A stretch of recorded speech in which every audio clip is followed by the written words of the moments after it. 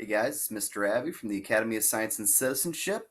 This should be a short video. We're just going to go over our notes from our last experiment, the pepper and why we wash our hands with soap experiment. So, I hope you guys got a chance to do the experiment. If you didn't, you can just take notes on my video. If you see what happens, just write it down. I've got a copy of my notes right here from how I did it. Again, your notes do not have to look exactly like mine, but I highly recommend pictures and stuff that lets you see exactly what happened. A, the notes are more interesting to read, and B, it's a little easier to look at really quick and just see what you've got here. So, got my notes right here. All right, I've got my title, Why Do We Wash Our Hands with Soap? And I threw our ingredients right there. We got a bowl plus water. We got our pepper, and we got our dish soap.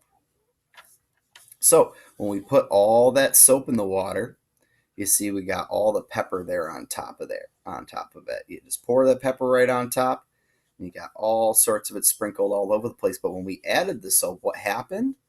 I've got my little arrows here to show you that it pushed all that pepper away.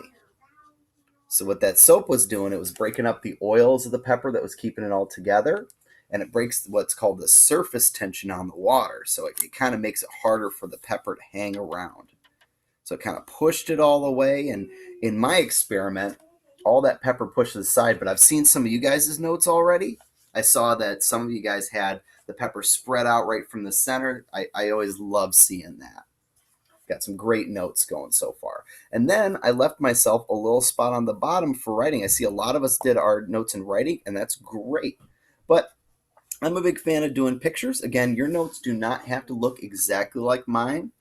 You're going to want to work with what works best for you. But I find when I take notes, I really like to draw pictures in my notes. One of these times I'm going to show you guys my botany notebook from when I was studying that in college.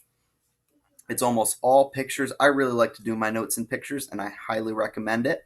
It might seem a little silly because we do pictures sometimes when we have a hard time writing things, but even scientists do their pictures too, because sometimes it's a lot harder to describe something than it is to just draw it out, and you can see a lot more when you draw out your notes. So if you guys want to start adding some pictures, I also really like labels, because it's kind of hard to tell that my pepper shaker is a pepper shaker. But I put pepper beneath it, so I know exactly what I'm doing. So a little bit of mixture of writing and pictures, I think, is really helpful when you're doing your notes. But I left myself a little section here at the bottom to say, in words, what happened. So we can kind of see it here, that all that pepper got pushed away. But somebody who doesn't know the experiment, somebody who didn't see it, might have a hard time telling. So I put a little section down here at the bottom. It says, the soap pushed all of the pepper away. A lot of pepper sank to the bottom, and it also cleaned my finger. So we can see what happened in our experiment. We can read what happened in the experiment, and that's just a really good way to write our notes. For our next experiment, we're going to have a little bit more detail in there. So here it's a pretty simple experiment, so we just got step 1 and step 2, but some experiments have more steps. So we're going to make a little room for those. I really like my boxes because you can see, if you even wanted to, it's really handy sometimes to draw an arrow showing your before and your after of your experiment.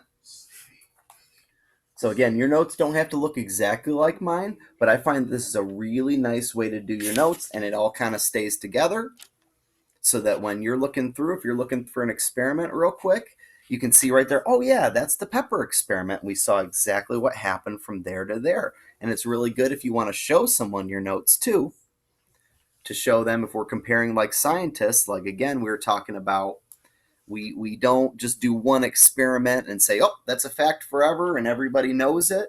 Sometimes it's really good for everybody to be able to do the same experiment. We can compare our notes to see, this is definitely how this works. We know that when we add the soap, it scares away the pepper. It gets rid of those germs. It breaks down those oils. It helps clean off our fingers and our hands. I really like this way of taking notes. So I hope to see more of you guys' notes. I've got a few pages of them, but again, just as a reminder, for getting credit for our new science experiments, instead of doing Google quizzes, we are going to be doing taking pictures of them.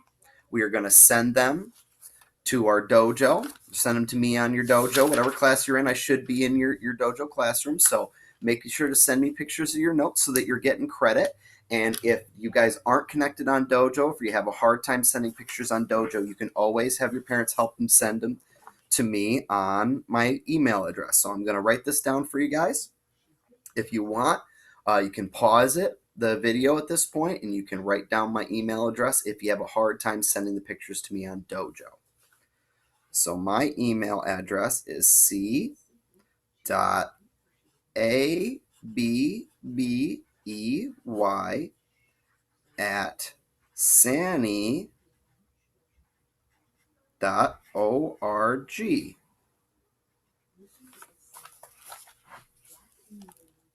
So you got c.abbey@sani.org.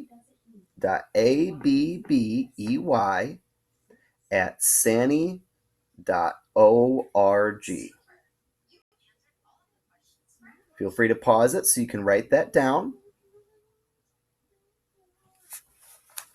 And again, if it's super easy for you guys, I know a lot of us are on Dojo. It's super easy to send pictures on there. I'm also going to look into, apparently we can do portfolios on Dojo. So if that's an easier situation for you to work it out too, that's wonderful. But make sure you're sending me pictures of those notes so I can keep giving you guys credit and we don't have to go back to doing Google Forms quizzes and everything, because I know that can be a little bit boring. I find that notes can be a little more interactive, especially when you're drawing them. I bet that a lot of you guys are going to have much prettier notes than me, but I wanted to do them with a marker today because we had a hard time picking up the notes when I was writing them out in pen. It was too thin. The camera doesn't really like that. I was thinking that a purple marker would be a nice, thick lines, easy for you guys to see. And again, it looks really nice. So if you guys even do your notes, I did one color, so it'd be nice and easy to see. But when I show you my botany notes, you're going to see that I used all sorts of colors. I find that using different colors for different parts of your notes, again, makes it easier for you to read. It makes it easier to see what you've kind of highlighted, what's really important in your notes. And it also makes, like, if you're drawing a picture, say, because we're just doing pepper here. But if I was like drawing the different parts of a plant, I like to do the different parts in different colors so I can see exactly what's going on just at a glance. You can see what's going on in your notes really fast, really easy. That's the way I like to do notes. But again, your notes by all means do not have to look exactly like mine. And who knows, you guys might come up with some better ways of taking notes and teach me a little bit of something.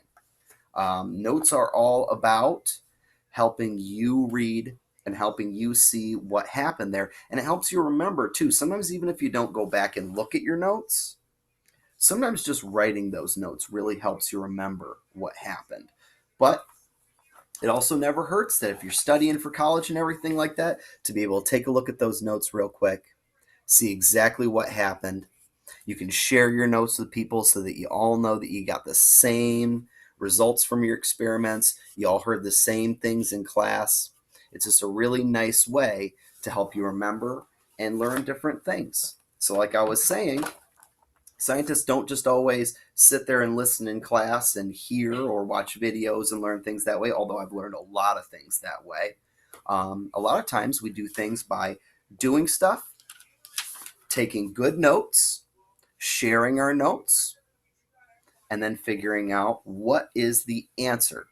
What is the answer? And when we share notes and we all get the same results from the same experiment, we can be a lot more confident that our answers are right and that we're doing a good job with our experiments. We're doing a good job taking our notes.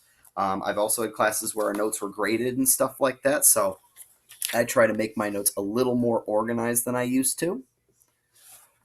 But that will be all for today. I hope to see lots of you guys' notes. Again, to make sure you're getting credit, send them to me on Dojo. You can use my email that I had there. Feel free to pause or go back in these videos to get that. And if you guys have any other ways that you'd prefer to send me pictures of your notes or anything like that, just let me know. I just want to see what you guys are doing and keep up with you guys. So our next experiment's a really exciting one. I'm going to have a few more details for you guys. Like I said, there's going to be a couple more steps, and you're going to have to ask your parents because it can get a little messy. So I will see you guys next time, and I look forward to seeing your notes. Have a great day.